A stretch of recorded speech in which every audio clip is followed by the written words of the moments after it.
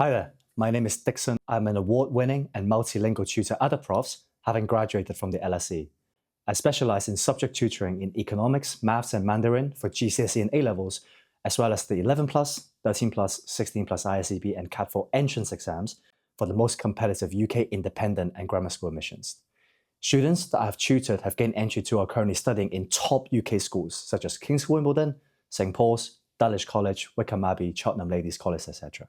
Additionally, I've supported my tutees through the admission process at the global elite institutions like the LSE, Oxbridge, UCL, King's College London, etc. As a result, 9 in 10 of my tutees successfully gained entries into the top 2 choices of university. Academically, 92% of my A-level students achieve at least a grade B or higher, with 71% achieving A stars and A's. And I boast a 91% success rate when it comes to my GCSE students achieving at least a grade 6. And today, I'd like to talk with you about how to get a 7 in IB Economics. So getting a 7 in IB Economics is not just about being intelligent, it's about being strategic, and it's about learning how to think like an economist. The IB Economics course rewards curiosity, structure, and the ability to connect theory to reality. You're not just being tested on what you know, you're being tested on how you think. Every year, thousands of students sit the same exams, and yet only a handful walk away with a perfect 7. The difference doesn't lie in luck or talent, but in method. The top scorers understand how to link theory to real-world context, how to write structured analytical essays, and how to interpret data and quantitative questions with precision. So if you're serious about achieving excellence, here are 5 tips that can take your IB Economics grade to a 7. Let's dive in. Tip number 1. Apply theory to real-life situations. Economics is not just a classroom subject, it's everywhere. The student who gets 7s are the ones who understand that the theory only comes alive when it's connected to reality.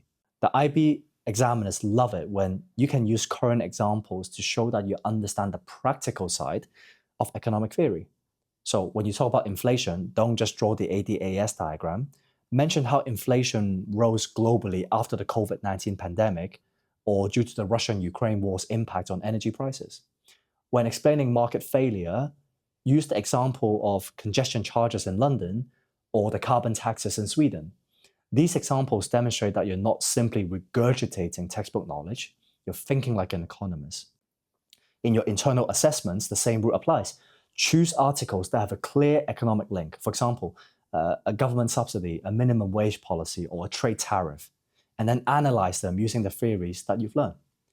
The best students always connect theory and evidence, and they explain why the theory fits in the first case, or why it doesn't. The real-world application is the bridge between the memorization and the mastery. The more you observe, the more you read, the more you think economically about current events, the more confident you become in exams, because you have examples already in your hand for almost any question. So start now. Read The Economist, scroll through BBC Business, or listen to a podcast like Planet Money. Every news headline is a potential essay waiting to happen. Tip number 2, structure is everything in paper 1. Paper 1 in IB Economics is your opportunity to show what you know and how well you can argue it. The paper consists of extended response question on microeconomics and macroeconomics. To score a 7, your essays need to have both clarity and structure. A common framework used by top students is DEED. D, define key terms accurately and briefly. E, explain the relevant theory supported by clear, well-labeled diagrams. E, examples. That means applying the theory to a real-world case. D, discuss.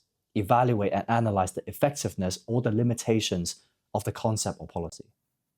Let's say the question is, discuss the effects of imposing a minimum wage.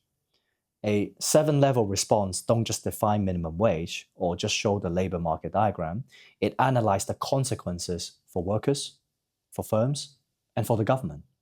It evaluates the potential unemployment effects, addressing elasticity differences between industries, and mentions real example like, for example, the UK's national living wage. The best essays feels deliberate. Every paragraph builds towards a well-rounded evaluation. Avoid common traps like bucket listing pros and cons with no explanation. Instead, always link back to the question. To what extent is the policy effective? That's the question IB examiner asks when they mark your paper. Practice is key. Write time essays every few weeks.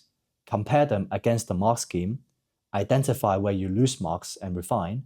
Over time, your writing will evolve from descriptive to analytical. And that's when a 7 becomes within reach. Tip number 3, sharpen your data response skills for paper 2. Now, paper 2 tests your ability to interpret data, so graphs, tables, extracts, and to connect them to economic theory. It's where many students lose marks because they either summarize the data without doing any form of analysis, or they fail to use the theory correctly. So to excel, treat paper 2 like a bit of detective work. The extract are giving you clues, and your job is to piece together a logical explanation with economic reasoning. Start by quickly scanning the data to identify key trends. Is inflation rising or falling? Is unemployment above or below the natural rate? What could be explaining these movements? Then, use a theory. If the data shows falling exports, bring in exchange rate theory or aggregate demand analysis. If it's showing that government is cutting spending, link it to fiscal policy and the multiplier effect. The goal is not to describe the graph, it's to explain why it looks that way. For instance, imagine that you are analyzing an extract about high inflation in Argentina. You could mention cost-push pressures from import prices, loose monetary policy, or fiscal deficits financed by borrowing.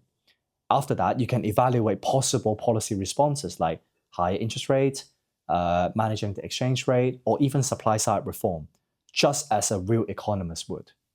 Remember, the examiners reward clarity, precision, and reasoning. Reference the data directly to prove that you're engaging with the materials, but don't forget to always link back to the question and the theory that is testing. The more you practice, the more confident you become at recognizing patterns and applying these theories automatically. Paper 2 is not about memorization, it's about thinking in real time. Number 4, build quantitative skills for paper 3. Now, paper 3 can be intimidating, all the numbers, calculations, and equations, etc. But here's the deal. Paper 3 rewards accuracy and the method more than perfection. Even if you make a small arithmetic mistake, you can still earn marks for showing the correct working. Start by learning the key formulas: elasticity, multiplier, total revenue, percentage change, national income identities. But don't memorize them. Practice applying them in context. For example, when you calculate the price elasticity of demand, don't just stop at the number. Ask, what does this number mean?